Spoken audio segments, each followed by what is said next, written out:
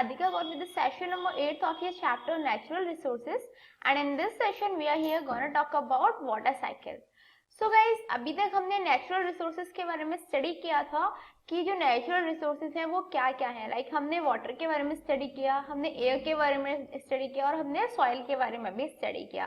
साथ साथ में हमने water pollution, air pollution and soil pollution के बारे में भी ऑलरेडी डिस्कस कर लिया. अब बात आती है जो बायोजियो साइकिल्स होती हैं. क्लियर?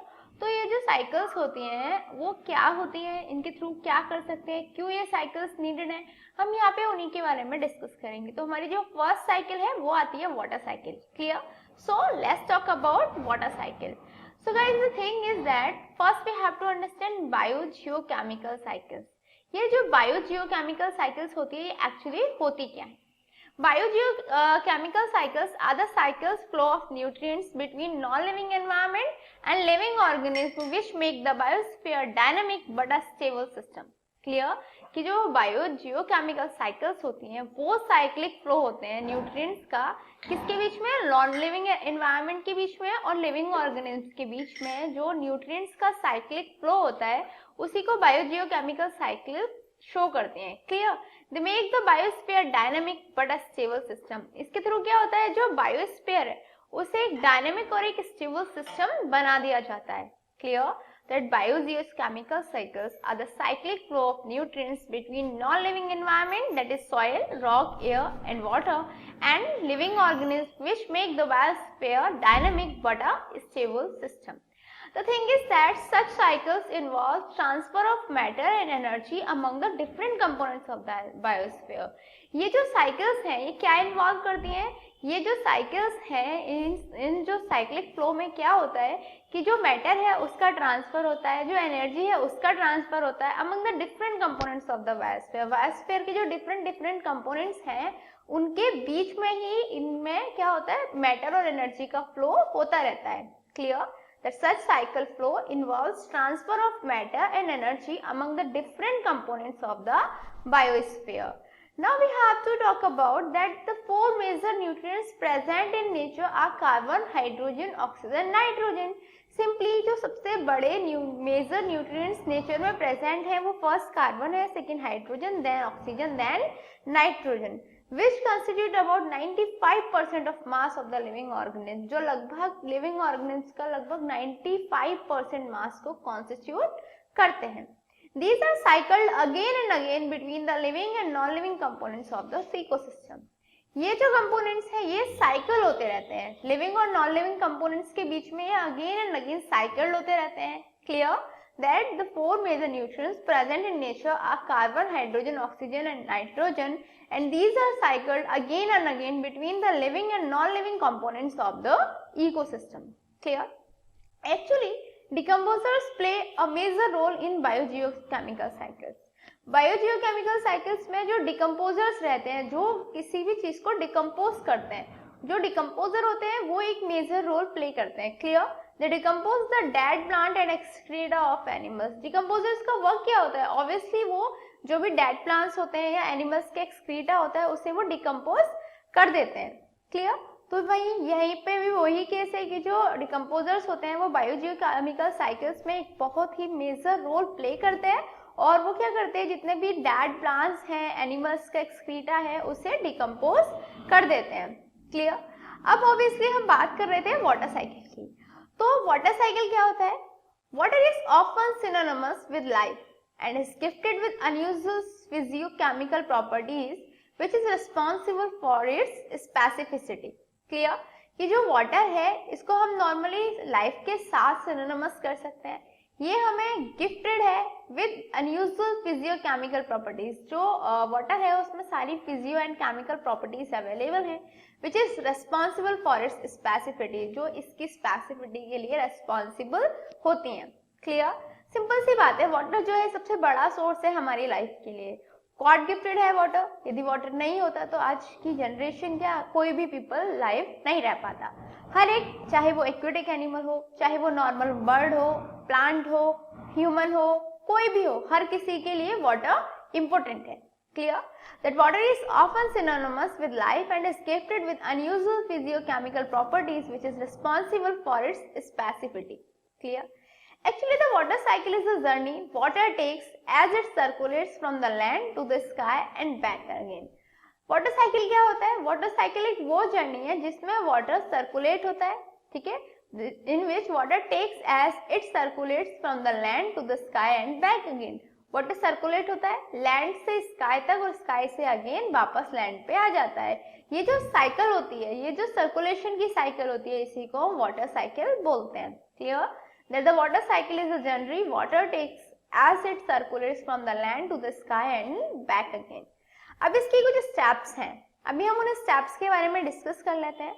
तो स्टेप नंबर 1 क्या है? The sun's heat provides the energy for evaporation of water from the earth's surface like ocean, lake, rivers, etc. जो सन की हीट है वो क्या प्रोवाइड करती है? वो इवेपोरेशन के लिए एनर्जी प्रोवाइड करती है. जितना भी अर्थ सरफेस पे वाटर अवेलेबल है, वाटर प्रेजेंट है, उसको इवेपोरेट करने के लिए जो सन की हीट है वो एनर्जी प्रोवाइड करती है. अब सिंपल सी बात है, जितने भी हमारे ओशियंस हुए, लेक्स हुए, रिवर्स हुए, उनमें जो वाटर प्रेजेंट है, जब उन्हें सन की हीट मिलेगी तो क्या होगा? वो इवेपोरेट होगा वाटर. क्लियर? क्यों? क्योंकि सन की हीट ने उन्हें प्रॉपर एक एनर्जी प्रोवाइड करी. तो स्टेप 1 में क्या होता है कि जो सन है वो हीट प्रोवाइड करता है और जितना भी हमारा वाटर प्रेजेंट है अर्थ के सरफेस पे, और वो हीट एनर्जी को लेके जो वाटर है वो इवेपोरेट हो जाता है. Clear? That sun's heat provide the energy for evaporation of water from the earth's surface. Is that clear?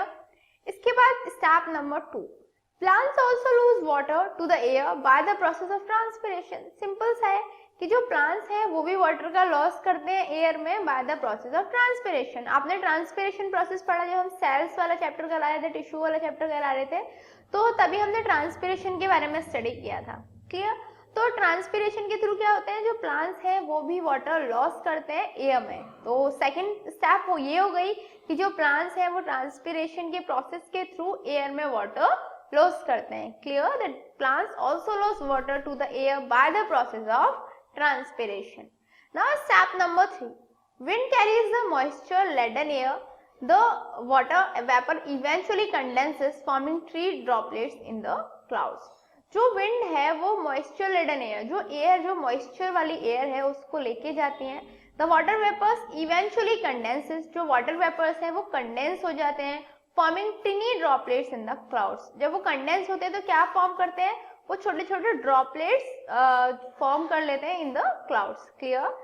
wind carries the moisture laden air. The water vapors eventually condenses forming tiny droplets in the clouds. Simple सी चीज है, जो water vapours है वो condense होके clouds में टिनी droplets का formation कर लेते हैं.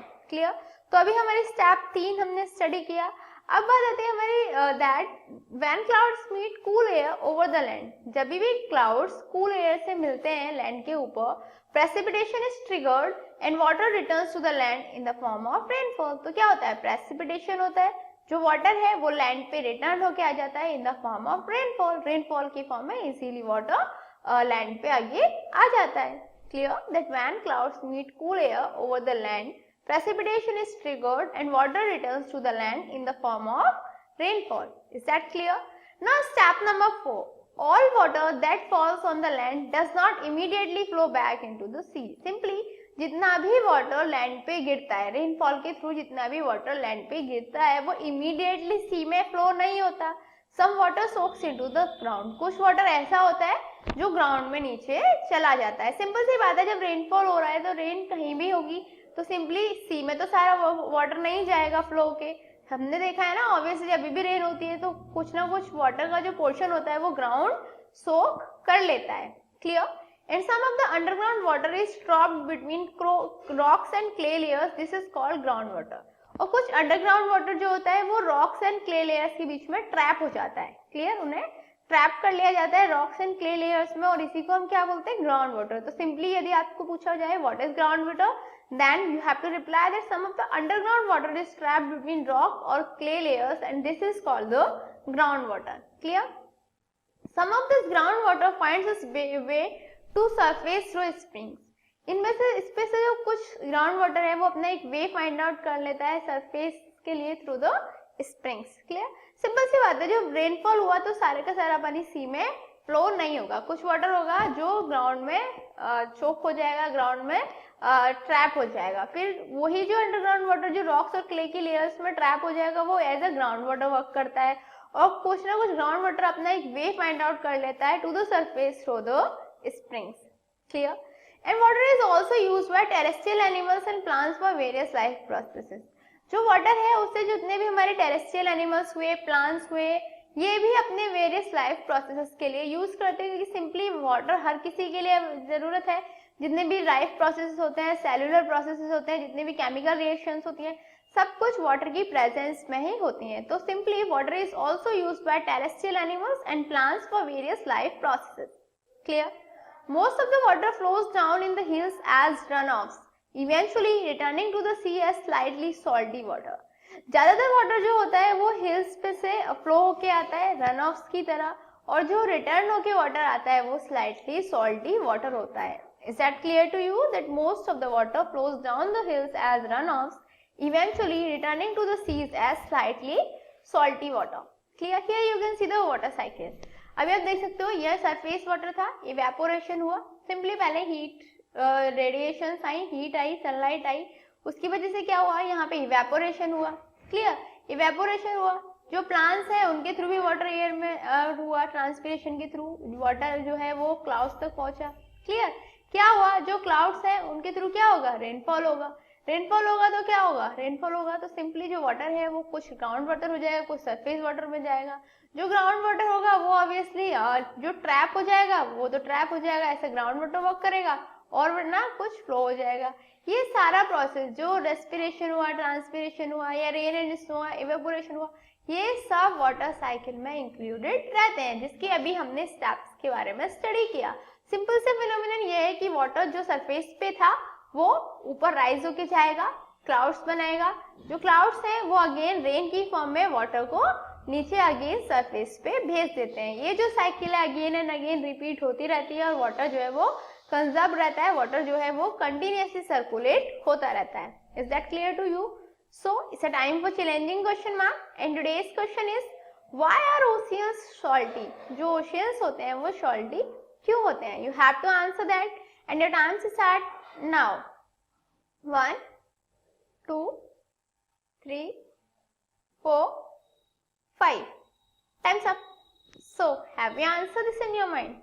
Let's check out.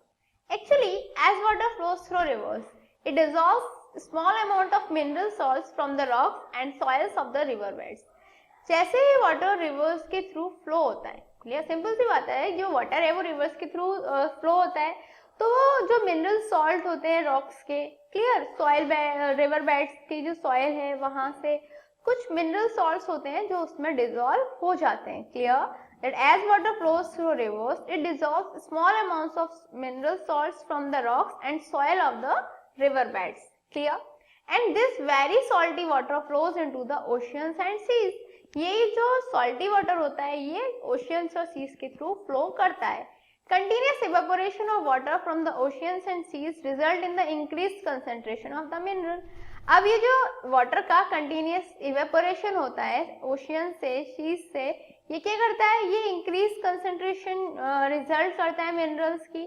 Thus the remaining water gets rather saltier as time passes. इसीलिए जैसे जैसे टाइम बीतता जाता है जो रिमेनिंग वाटर है वो सॉल्टियर होता जाता है. सिंपली क्यों? बिकॉज जो रिवर्स है उनके थ्रू जब वाटर फ्लो होके आता है तो कुछ रॉक्स के जो मिनरल सॉल्ट्स होते हैं वो उसमें डिसॉल्व हो जाते हैं, and continuous evaporation of water from the seas and oceans result in the increased concentration of minerals, and thereby the remaining water gets rather saltier as time passes. Is that clear to you? So what did we learn today? आज हमने क्या study किया? आज हमने study किया कि what are biogeochemical cycles, क्या होती है बायोजियोकेमिकल साइकिल्स, उनकी नीड क्या है और कैसे हम उन्हें फॉर्म कर सकते हैं. सिंपली हमने ये भी स्टडी किया कि जो वाटर साइकिल है वो क्या होती है, कौन कौन से स्टेप्स में वाटर साइकिल कंप्लीट होती है और कैसे कैसे कौन कौन से प्रोसेस के थ्रू वो होती है. So I guess this was enough for this session. In next session we are going to discuss more about this chapter. Till then, good luck.